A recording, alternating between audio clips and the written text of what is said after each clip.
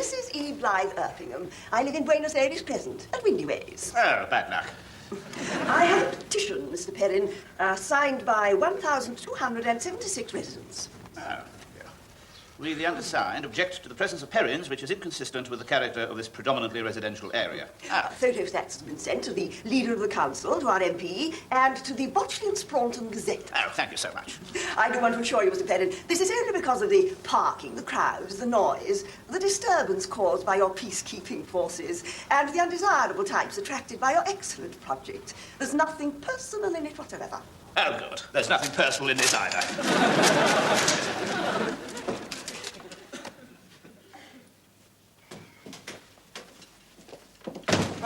Pint of bitter, please. This dry, sunny weather's bad for my trade. People go out to the country for a drink, you see. What a miserable, mean, boring, petty-minded twit you are.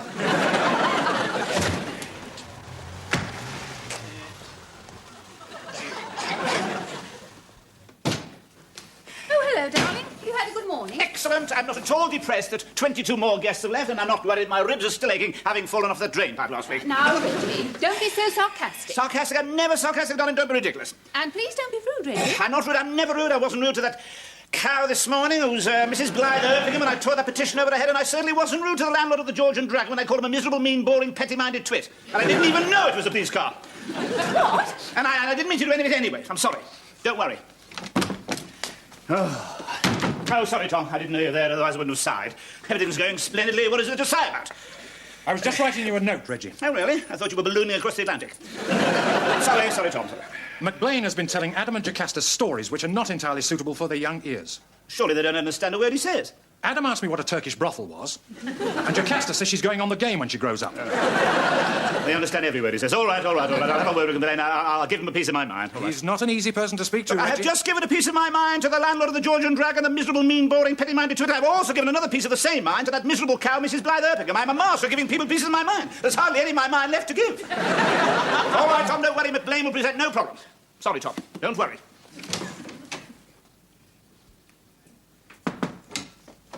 McBlain, there you are. McBlain, there's something I want to say to you. The salmon mousse was absolutely superb yesterday. Thank you very much. I don't slick, you wee scrapple. Yes. But man cannot live by salmon mousse alone, McBlain. Lift your clunge. Yes, that is maybe. But McBlain, this and this is a big but. Well, not a very big but, a sort of medium size. But it is a but. I understand you've been telling stories to Adam and Jocasta. That's jolly splendid, very nice indeed. But some of the stories I think perhaps have been a little too spicy. Rather like your seafood pilaf a la mode d'Arbroath. Spiciness, brilliant though it may be in your seafood pilaf a la mode d'Arbroath, is a little less appropriate when telling stories to young, yes, right, point taken, good. I won't say any more about it then. Thank you. Basknod, we're real in Brawley doon. Wouldn't he clang a flot wingle? Oh, come off it, McBlain. Stop playing games with me. You can make yourself understood if you want to, you mobile bandage emporium. Of course you can. Go on, make yourself understood, you pockmarked Caledonian loon. The children understand you well enough, you diseased thistle from Partick. Come off it, because unlike you, it won't wash. Now, again,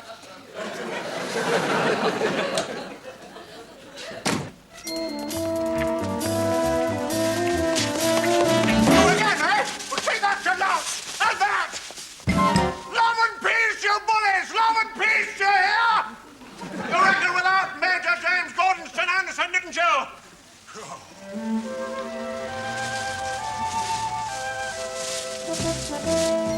Oh, dear. Oh, dear, oh, dear. Oh, dear, oh, dear, oh, dear. Yes, right, certainly, officer. Right, okay, goodbye. Reggie, what's the matter? Oh, McBlain broke an arm last night. I've got to go and bail him out. Bail? I didn't know breaking an arm was an offence. Oh, yes, if it's someone else's, darling, yes. Yes, apparently he went into that big pub on the bypass and attacked a Salvation Army lady with his meat cleave when she tried to sell him the war cry. Oh, my God! Yes, I imagine that's exactly what you cried. Unavailingly, as it turned out. Well, what on earth made him do that? I think I may have upset him yesterday, darling. What did you do? Oh, nothing much. I just called him a mobile bandage emporium, a diseased, pockmarked Caledonian loon, and a thistle from Partick. Reggie, you tore up a petition over Mrs. Blythe Erpingham's head. Yes. You insulted the landlord of the George and Dragon, and now we're all banned. Yes. Oh, Reginald. Yes. You destroyed yourself at Sunshine Desserts. Yes. You destroyed yourself at Grot. Yes. You're not trying to destroy yourself again, are you? Of course not, darling. Look, Reggie, we've had a few thefts. We've had a bit of a disruption with the femme fatale, and now this little trouble with McBlain. But we're still thriving. We've still got 51 guests. We're still all right, Reggie. Yes.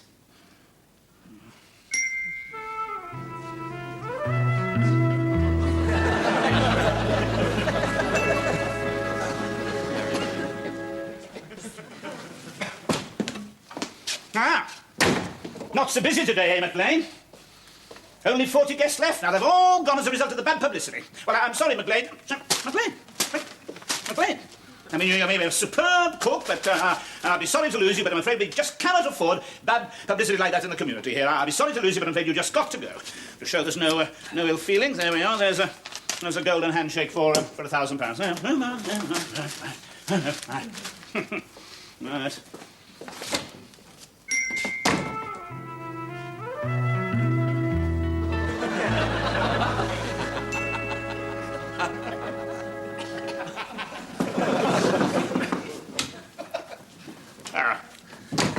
Welcome back, McLean. Talking of handshakes, obviously you will now hand back the golden handshake that on the other hand, of course, perhaps we could look upon it as an advance on your salary. Or another possibility occurs to me, perhaps we could look upon it as a bonus for your absolutely superb cooking. How about that? Jolly good, jolly. Oh, McLean, come on, speak to me. You can make yourself understood if you want to. Look, I know I'm English and middle class, but please speak to me so that I can understand, please. Ye fleckin' muckle slapknack. Nee blechtig fleckbingle. All right, have it your own way.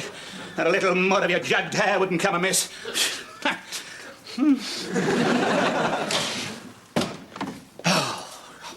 Oh, Doc, sorry, I didn't know you were there, otherwise I wouldn't have sighed. The fact that 40 more guests have left, nothing to sigh about, is there? Nothing to be gloomy about there. That's not a crisis, is it? Never mind, Reggie. Every hour of need throws up a hero. Yes, but who, Doc, who? Me. You? Yes. This? Yes. Taste it, Reggie. Doesn't taste of anything, Doc. That tasteless, colourless liquid achieves, by chemical means, all the good that you're trying to bring to people in your community. Confidence is waning, Reggie. At one stroke, that wonder potion can revive it. British invention, is it, Doc? I invented it. I detect a lack of confidence in you now, Reggie, and it pains me. Where's your faith and trust? Please, thank you. The staff, I've called you all here today to listen to Doc Morrissey, the wizard of the medicine chest. Thank you, Doc. Oh, thank you, Reggie. I've invented this amazing potion which you see before you. Its ingredients consist of several things, with long names, which would be quite meaningless to laymen. But its effect is simple and stunning. It controls our adrenaline, our insulin, our blood supply, our sugar level, cures all aggression, inhibition, and regular doses keep our bodies in a state of complete equilibrium. Right, now, who's going to be the first to try it? Don't all shout at once, nuts. Come on, where's your faith and trust? Come on. I have a few qualms about it, I must admit. Well, I'll try it. Start, girl.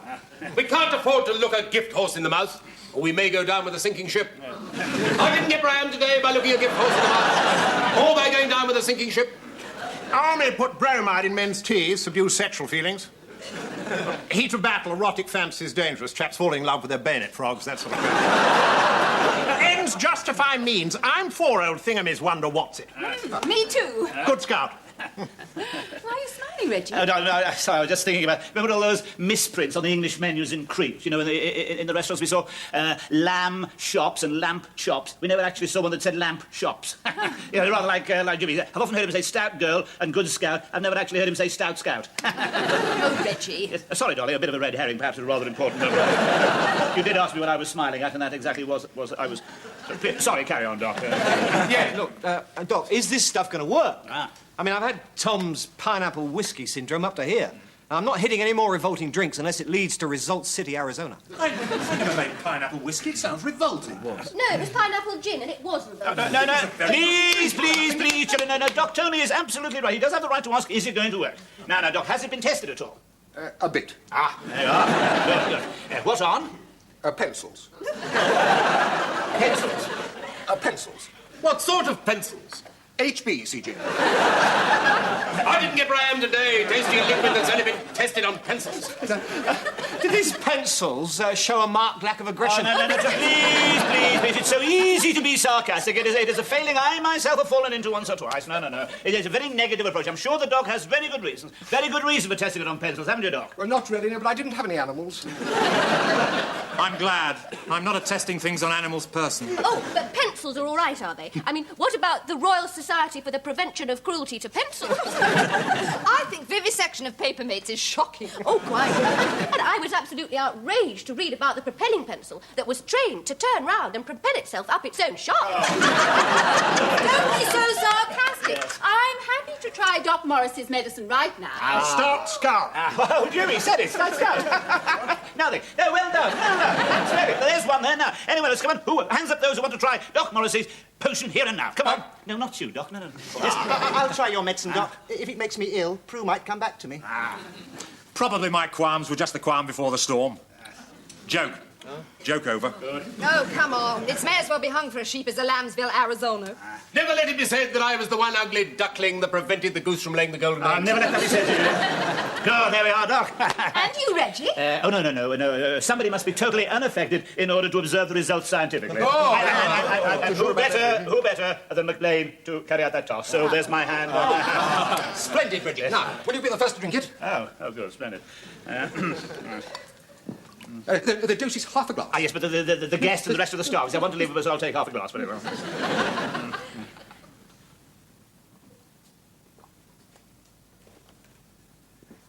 Nothing to it. Come on, out here. Well, Doc, it would appear that the 23 guests and all the staff, with the exception of us 4, have gone down with a violent bout of dysentery. It certainly does, Reggie. It would appear, Doc, that the 23 guests and all the staff, with the exception of us 3, have gone down with a violent bout of dysentery. It certainly does, Reggie. Tidworth, all over again.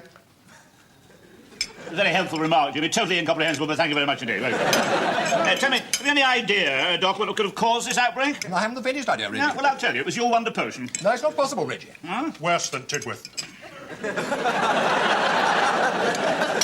Here, Doc.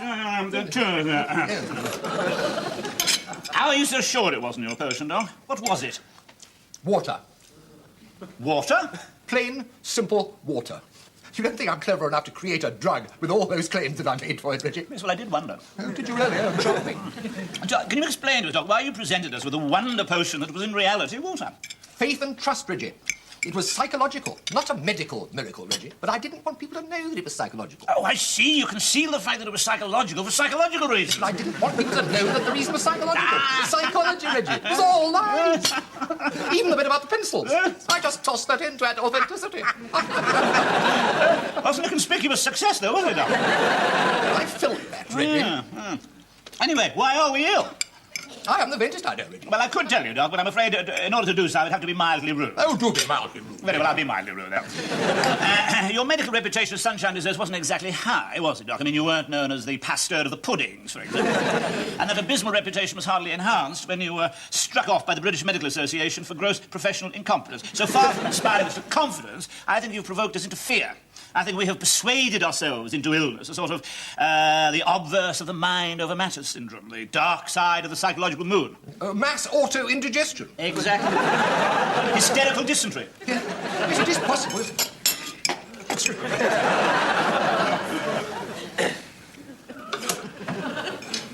Where is everyone? What's wrong with my food? Caught you out. I knew you could make yourself understood if you wanted. You disease. Thistle from Paddock. This Sanskrit, you Just big shake that. Too late for that now, McLean.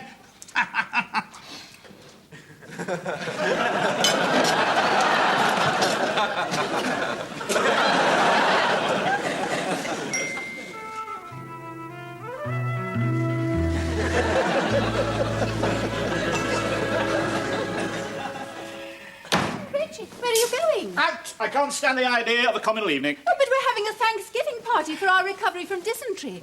All the staff are going to be there, and all 18 guests. Good, well, I won't be. But it was your idea. It wasn't my idea to drink communal bowls of Andrew's liver, salt and bisoprolol and go to the pub. Sorry, I beg your pardon. Holy God, it's Mr. Perrin himself. Seamus Finnegan! If it isn't, there's some bastard standing in me body. Dreadful beer. Oh, a noxious brew, undrinkable. Yes, another pint. Thank you, sir. Right. 2 pints, please. Yes, and less of the sir, Seamus. Thank you very much, sir.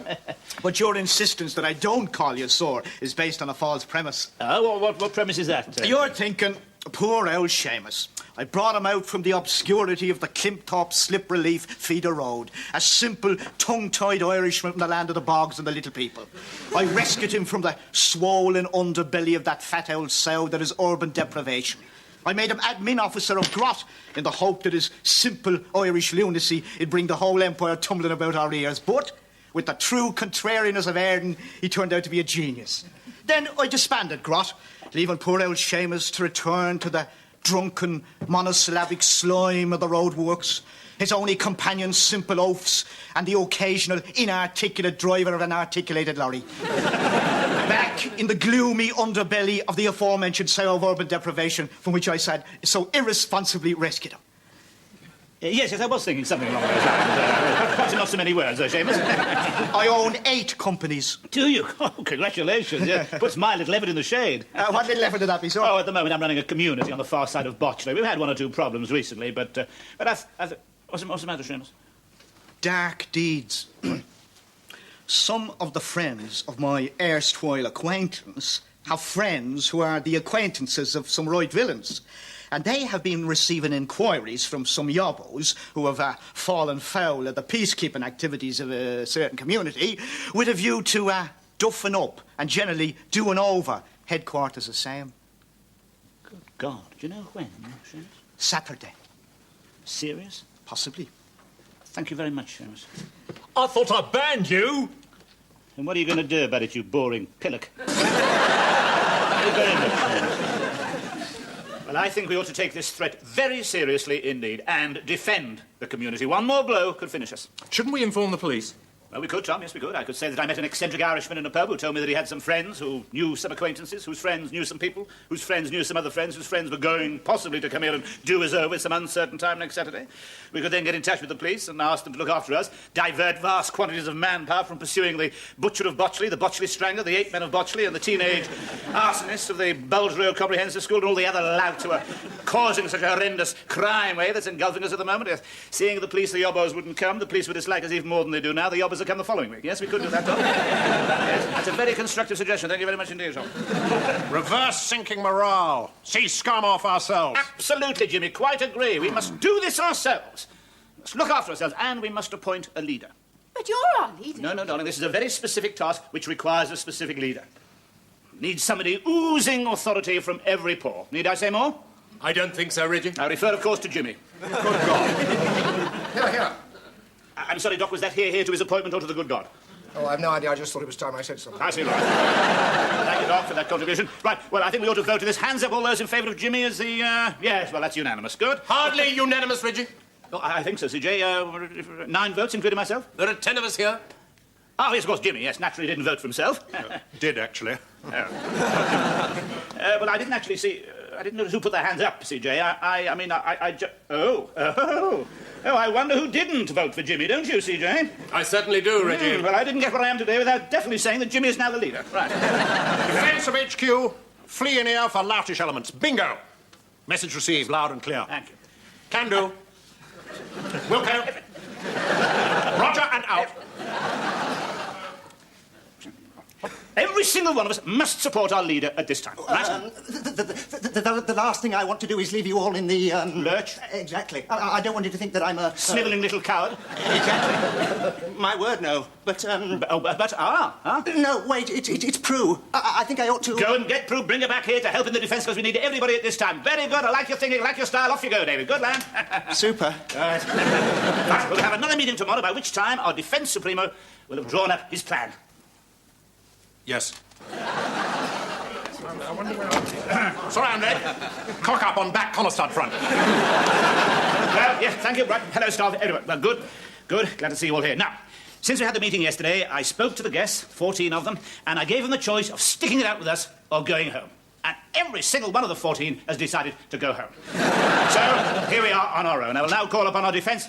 When I heard about the attack, I knew I had to come back. No, jolly good, Prue, David. Sit down. I was just about to call upon our defence supremo, Jimmy. Thanks, Reggie. At ease. Thank you. Tell you my thought processes. That should be good for 15 seconds. Element of surprise essential. Where will enemy expect us to be? Inside? Exactly. So where will we be? Outside? Precisely. In garden. They'll see us. Disguised. Precisely. What as? Exactly. Well? Oh. First thought, molehills. Disguised as molehills? Absolutely. Molehills are too small, Jimmy. Precisely, just what I thought. Next thought, compost heaps. One heap in each garden, 2 bods in each heap. I'm told I keep saying I didn't get where I am today by whatever it is. If so, I'm sorry. I'll try not to use the phrase again. However, if I didn't get where I am today by one thing above all other things, I didn't get where I am today. I didn't get where I am today by being disguised as half a compost heap. Compost heaps, pros and cons. Credit side. Big enough? Nice and warm? Element of surprise when attacked by compost heap, considerable. Debit side. Smelly. Bad for morale. Field of vision limited. Delay in getting out of compost heap considerable. And, anyway, we haven't got any. Careful consideration, but on balance, thumbs down. Congratulations, Jimmy. Well done. Right, what for? Well done on deciding it shouldn't be compost heaps. Thanks, Reggie. Better idea. Trees. Trees? Trees? Disguised as trees. Oh, disguised as trees. Large wooden clubs disguised as branches. Let them approach house, take them in rear, terrify them, nail the sots! Very good. Well, if you're all looking at me to nip this idea in the bud of Jimmy's that we should be disguised as trees, you're going to have a long wait, because I appointed him as our defence supremo. Trees, he says, and trees it's going to be. Bags me, Bill Hornby, the last outside the door's got their children's leave.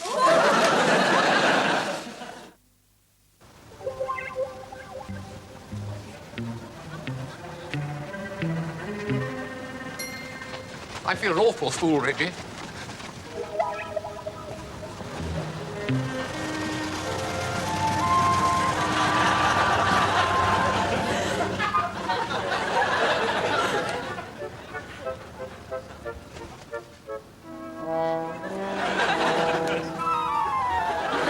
Super.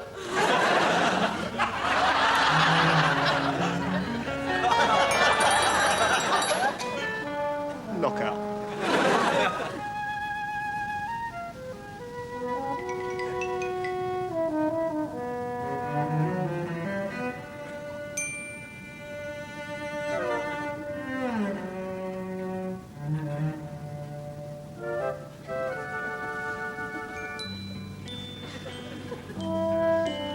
Is that you, Jimmy?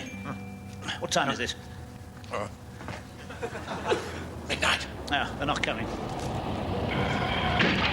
Stay where you are, it's a diversion. No, it's an accident. I'm going to give up drinking. I'm definitely going to give up drinking. We shall not be moved. We shall not be moved just like a tree that's growing by the riverside. We shall not be moved.